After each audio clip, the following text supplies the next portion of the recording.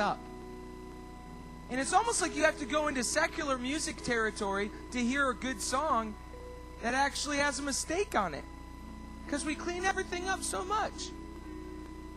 I remember when we were mixing the Open Up the Earth project. Man, I spent about 10 grand trying to get that sucker mixed well. And I walk in after spending all that money to have somebody mix it. And what they'll do in Nashville is I remember people get so upset at me about this and, call me bad stuff and that I'm arrogant and that I'm proud and that I don't know what I'm talking about and that I'm a dummy. But bottom line is that I'll spend $10,000 and if it has lost something of the presence, I'm going to throw it into the garbage and take the thing that, you know what I mean? That's just the way I'm made. So I'm like, I walk into the studio, and what they'll do is they'll isolate every track. They'll isolate the drums. They'll isolate every track on those drums so that you don't hear any noise. Just isolate that thing, make it so clean, so sonically pure that you don't hear any noise. You don't hear his hand. Oh, there's a little movement. Let's isolate that. Oh, I hear a little feed in from the crowd on the drum mics. Let's isolate that. And they'll clean. They call it. I don't know what they call it. They call it like cleaning the tracks or something. And they'll go in and they'll clean up all the tracks. Just clean them up. Clean them up. Clean. It is all cleaning. They clean out all the mistakes, all the problems, all of it. And what I realized was somehow God's presence on that record, He wrapped Himself in the mistakes. So the more we cleaned up the tracks, the more it was gone. I said, how can this be? It sounds so much better. But it does nothing for me. I'm listening to myself bored. My voice is all compressed. It never goes up or down. Never hurts your ears. Never pushes. When I'm singing loud, you can't really tell a difference between when I'm singing soft. It's all just right here, compressed. Whoop, right there.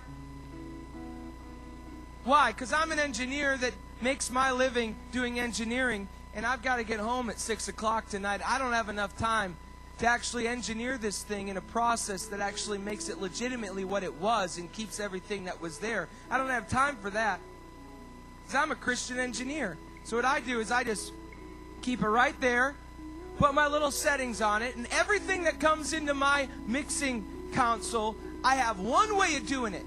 And I don't even have ears for all the mistakes and whether God's in the mistakes. It's just one way of doing it, and I press it through that thing. You know what I mean? I just press that thing, press it through, and all Christian music sounds the same. Until all of a sudden somebody's got the guts to do something different, and then all Christian music sounds like that. If they do something different and it becomes successful, then everything sounds like that. And so then, woo, here we are on the road. Push it through, and murder the mistakes. Kill them off. Hide them away. Make it perfect. So perfect that we yawn. We go to some of these festivals. I'm watching some of these bands. I'm like, they're pathetic. I'm really serious. I'm serious. Like, we're sitting there watching him, and we're like, Al was like, his dad's, just a normal, common guy, that's really into music. And we were at one festival, and Al, grew up jazz, and everything's jazz. And his dad, is intellectual, loves music, loves classical music. He's listening to some of this Christian music. He's like, dude, I think my father would spank me if he knew I was listening to this. And it's supposedly Christian, you know what I mean? But we're like, why do people listen? We were talking to a friend of ours, John Mark. Why do people actually come and listen to this stuff? John Mark said, oh, they don't listen to it because they like it. They listen to it because it sounds a little bit like something and their parents give them permission to come. So it's like they can do it with their parents' permission. And we're just getting bored. We're boring. We bore people with our perfection. So God didn't really intend for us to be perfect. And that's what we've gotten all wrong. The reason we get bored with perfection is because perfection's man-made. Perfection is a standard that's man-made. Because God, His standard of perfection is beyond our understanding or our ability to even reason. For instance, God can look at, if somebody's crippled in here today, well, then you have to be healed to be perfect. You have to be healed to be perfect.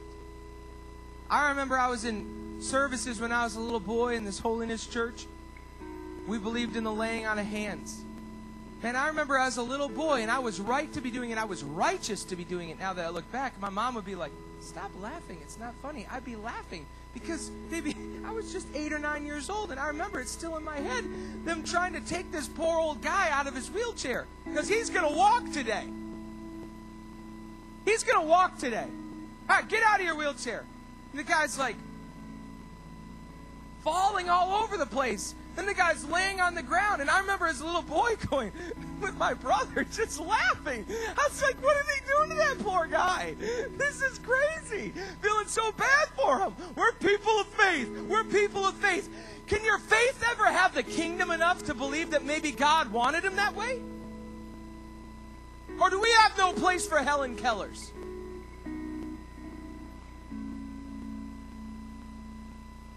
Helen, you just got to be healed. You must not have enough faith. We must pray for you, Helen. We must pray for you that you be healed. Everything that God gave us through her. Remember Ray, the movie Ray? He's blind. And he's sitting there with his girlfriend.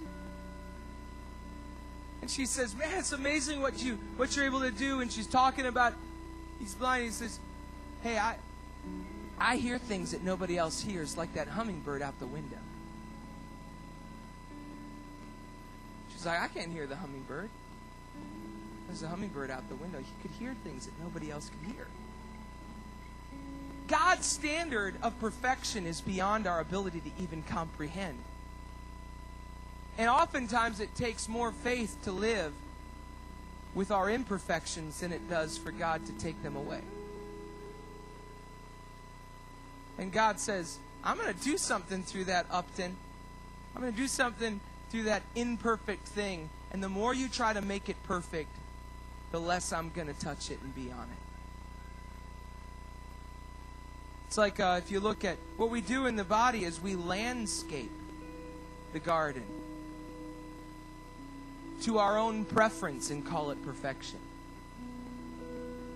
You know what I mean? It's like God has this beautiful garden. He's got weeds in his beautiful garden, doesn't he? He's got grass that's growing every which direction. And what we do is we make it into a perfect garden. And we pull all the weeds. And we take out all the stones. And we make sure everything's in the right place. And we perfect it. Not to God's idea of perfection, but to our own. You know what I mean? It's like when Katrina went through, you know what I mean? And New Orleans was all like swept under by water. I'm thinking to myself, that's exactly what God does to us. When we try to perfect His creation and be in control of His creation, eventually He shows us who's boss. And I'm telling you, it'll happen again and again and again and again and again. We're going to see another earthquake. We'll probably see an earthquake right down the center of this country before we all die. And it'll shake up all that we've created. That's what He does in the Spirit too. It's like, I'm going to make things perfect. I'm going to make it the way I want to do it. And God shakes it up. It's like I was with my brother-in-law down in Florida where all the, we were in this place where Rachel's parents have a place down there, and there's a lot of older people there, and they have a certain way that they like their lawns, I guess, down in Ponte Vedra Beach. And so we're there, and we're looking, and there's beautiful green grass. I mean, this grass was so green it wasn't even natural. You know what I mean? And they mow it every day.